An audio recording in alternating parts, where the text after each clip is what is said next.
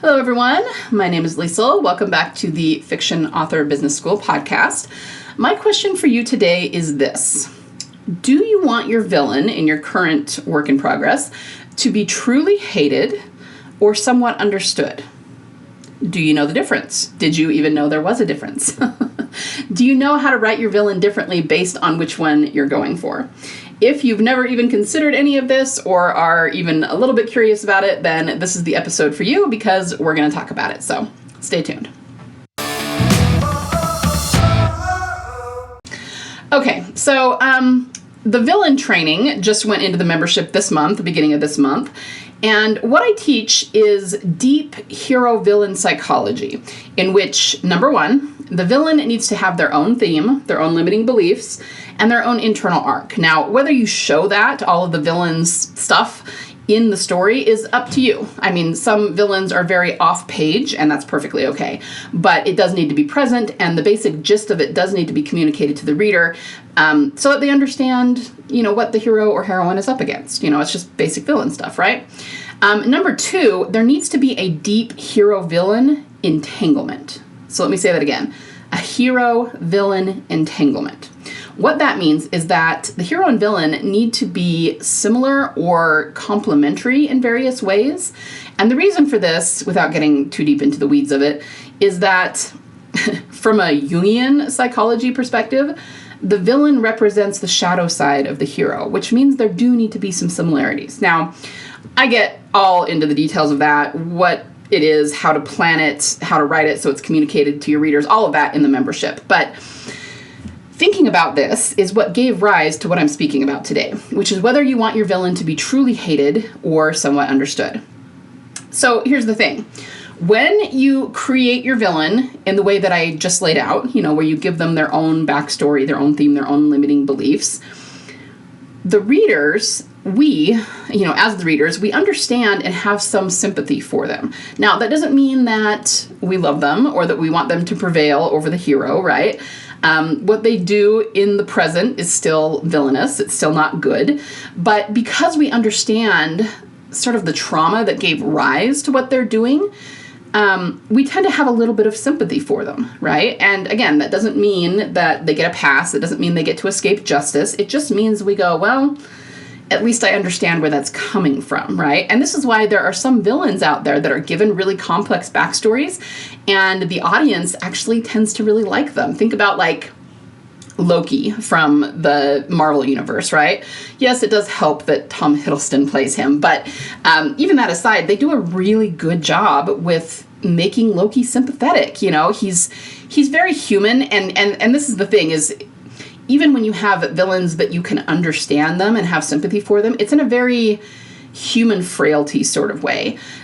So it's like we understand that what they're doing is immoral and maybe even despicable in some cases, but they also represent human frailty, which obviously it's not good. It's not something that we aspire to, but it is something that we have all experienced before. So we go, I get it. On some level, I've been there before. Maybe I didn't do the extremely immoral things that this person is doing, and I don't agree with that, but I do understand where they're coming from, okay? And that can be a really powerful thing. So that's what I mean when I say you're making your villain somewhat understood, right? It might not even be a moral or immoral judgment. We just understand why it's happening. Not that it's okay or not okay. We just understand why. But by understanding why, it does tend to give us a little bit of sympathy for them, okay? Now, what's the flip side of that? I said, do you want to make your villain truly hated or somewhat understood? I just explained somewhat understood. So how do you make your villain truly hated? All right. So I'm a Walking Dead junkie, and this was about 10 years ago. Walking Dead's a long-running series. It's been going for a long time, but they introduced a villain. Give you a little bit of backstory. We had a character who woke up in a strange place. So it was something where she actually got hit by a car, blacked out, and then she woke up in a different community. She had no idea where she was. She had no idea who these people were. Were they going to harm her? Had they taken her in to help her? She didn't know where the people she knew, who she considered her family, were. So it's a really scary situation to wake up in a place where you don't know where you are. And the leader of this particular community came in, as did another character who was a doctor, and they said, you were hurt, we brought you in, we gave you medical care, we're not going to hurt you, all of that.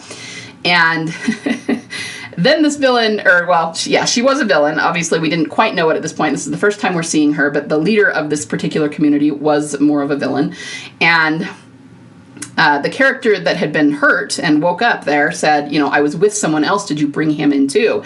And the leader of this community said, no, when we found you, you were alone. And she's like, we took care of you. We saved your life. So you owe us. And just like that, she became the most hated character in the entire country. Okay, people were online ranting about this person. They could not stand her. Everybody wanted to punch her in the face. I mean, the whole 9 yards. So coming from that example, how do you make a villain truly hated? You make them annoying. Okay, you make them irritating, and the easiest way to do that is to make them entitled. So that's the difference between making someone hated and somewhat understood. And you have to decide which one you're going for with your villain. Now, can you do both? Yeah, you absolutely can do both. Okay, you could create a villain backstory that makes your reader kind of understand and have some sympathy for the villain. But if you want them to be more hated, have them do something truly despicable, like kill a puppy or, betray someone or something. But see, even as I say that, even as I talk about betrayal, even that anything they do can fall into the category of understandable or just plain irritating, right? So you could maybe create a villain backstory where, let's see, maybe you create something where there's a betrayal, but because you have already established the villain's backstory, it's understandable why the betrayal happened. We're not saying it's okay that it happened morally. We just understand why it happened. So, okay, I'm going to need to give you an example here because I'm speaking too vaguely. Let's say that you have a villain who underwent some sort of abusive past, okay? And maybe there's a particular word or phrase that triggers them. Oh man, I'm going to end up making this really horrible. So okay, let's say that you have a villain who was abused. Let's say it's a male villain who was physically abused, like was beaten by their mother. And every time they did something wrong that led to the mother beating them, she would say the same phrase. She would say, I don't know, you're a good boy or something. Like I said, this is really getting horrible. Okay, so the villain, in their mind, always they became conditioned that phrase meant they were going to be beaten. So then, fast forward to present day, they're in your story and maybe they're actually kind of making nice with the hero or heroine, but then completely out of ignorance, not realizing, of course, because why would they, that phrase is triggering for the villain, they say something similar, like, you're a good man. And that triggers the villain big time. And so then they end up betraying the hero and maybe something really tragic happens where somebody dies. We're not saying that the betrayal is okay. It was still horrible. It was still despicable. We're still upset that it happened, right?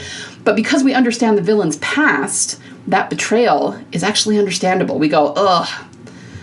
It's not cool, but we understand why it happened. And really, in those cases, and maybe this is really getting down to the crux of it, when you make it understood what the villain does, even though it's morally incorrect and we recognize that it's morally incorrect and we're not on board with it, it comes across as terribly tragic. It's so sad that happened, because we understand that the reason it happened is because he was an abused child and he was conditioned this way. And we understand that the hero or heroine had no way of knowing that. There was no getting around that, you know what I mean? And so it was just this really tragic turn of events that happened, and then it led to a terrible outcome. You see what I mean? Even that betrayal, we have some sympathy in it, and we have some understanding of it, okay? Or you could do a betrayal where someone lied through their teeth on purpose, and they laughed when someone got hurt, and they were just being very self-serving and basically they're being a tool, right? They're being a douchebag, or, insert less tame word here to describe them. They're just being a jerk, right? And that is what will make us hate them, because there is no understanding there. And I actually think that it's really interesting. It says a lot about us as human beings that we have sympathy. We do have a lot of sympathy and understanding for past trauma and, things that have happened to people that are tragic. But when someone's being self-serving and being a jerk, we have no understanding for them. We just want to punch them in the face, right? And so that's just kind of what I was thinking about. And just kind of a side note, funny, that villain from The Walking Dead. So, like I said, this was about 10 years ago, and it was before streaming was quite what it is today, and so most people were watching live. And I don't know if all of you remember this, but back when Instagram was still pretty new, you always had to double tap a picture in order to like it. That's gone a little bit by the wayside because they just have a like button now, as the platform has matured and everything. But it became like muscle memory. You would just go through and double tap everything. And I remember doing that to the point where I was on Instagram a lot, so I would go onto other platforms like Facebook and I would try to double tap, and it didn't work on those platforms because I was just so used to doing it on Instagram. Anyway, so when this happened, when this villain showed up and she said, "You owe us," I mean, that's all it took. And she was just hated, right? And so there were all of these posts going around Instagram that would just show a picture of her face, like an up close, somebody had taken a screenshot of her face, and it would say double tap to slap. And man, those posts got like 300,000 likes. It was so funny. And I remember being a little concerned about the actress, and hopefully she's got a healthy perspective and isn't taking all this hate to heart, because it's not her, it's her character, right? But anyway, the point is, if you want a character, a villain, any character, let's put it that way. Maybe this is even not your main villain, right? But if you want any character to be hated, you have to get under people's skin about it, okay? You have to, it's the difference between saying they're evil, but this is why, and saying they're irritating and entitled and making someone want to punch them in the face, okay? That's really, I know, very scientific and everything, but that's really what the difference is.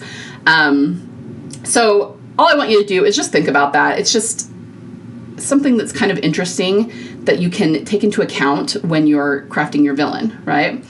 I want you to explore the different directions you could potentially take your villain in, okay? Is there a right or wrong? No. Can you do both? Yes. Should you do both?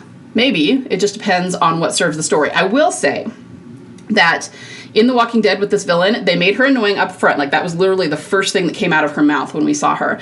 And then they actually tried to make her more sympathetic over time. She was only in that one season, and they killed her off by the end. But, you know, they did give a little bit of backstory, and you could tell they were trying to make her more sympathetic as they went along and as you understood her past. But it didn't really work. That's what I'm getting at. You know, maybe you could argue that they just didn't, they couldn't really pull it off in that case. Maybe the writing wasn't really up to it. But I don't even think it's that, honestly. I think it's really because they made us hate her so hardcore in the beginning. Nobody was ever going to have sympathy for her. And maybe we should. Maybe that's a failing on our part. But I'm just saying, this is the effect that being entitled has on your audience, okay? So, when you make your audience really, really hate them like that, it's really hard to do an effective redemption arc. Now, most of you are never going to even be trying to redeem your villain, so for most of you it'll be a moot point anyway. But it's just another thing to be aware of. So if you're starting with a villain or even an anti-hero, right, and you eventually want to redeem them, just make sure your readers don't hate them too much, because it can be really hard to bring it back around in redemption if you've made them too annoying or too entitled. But it's much easier if you make them at least somewhat understandable from the beginning. Okay, so that's it. I just wanted to do a little exploration of this because I was thinking about it, and because we did villain training inside the membership this month. If you need help with this, if you need help with your villain, I invite you, as always, to join us in the membership. We go into the psychology of it. We go into what to plan and also how to plan it. I give you the questions to ask. I give you the techniques and the tools to be able to turn on your creativity so that you don't get blocked and you don't get stuck, and you just have this constant flow of ideas at your fingertips so you can figure things out. And yeah, we have a great group of authors in there, and we're going to be going into we're really close to the end of the month now. Where has September gone? We're going to be doing world building training in the next week, so that will be in there too. And yeah, just if it's something that you want to do and you're looking to up-level your writing, then feel free to join us in there. We would love to see you. The other thing that I want to say before I go is that I am once again teaching my workshop on how to craft characters that jump off the page. I did this almost 2 months ago. Probably not quite that, but by the time I teach it, it'll probably be 2 months. And I got a really, really good response to it, really good feedback, so I am teaching it again. It is a free workshop where I just teach you how to craft great characters, basically. It's a 4-day workshop that is taught live. There will be replays. So if that is something that you are interested in or think it could serve you and help you when you're writing at all, you are welcome to sign up for it.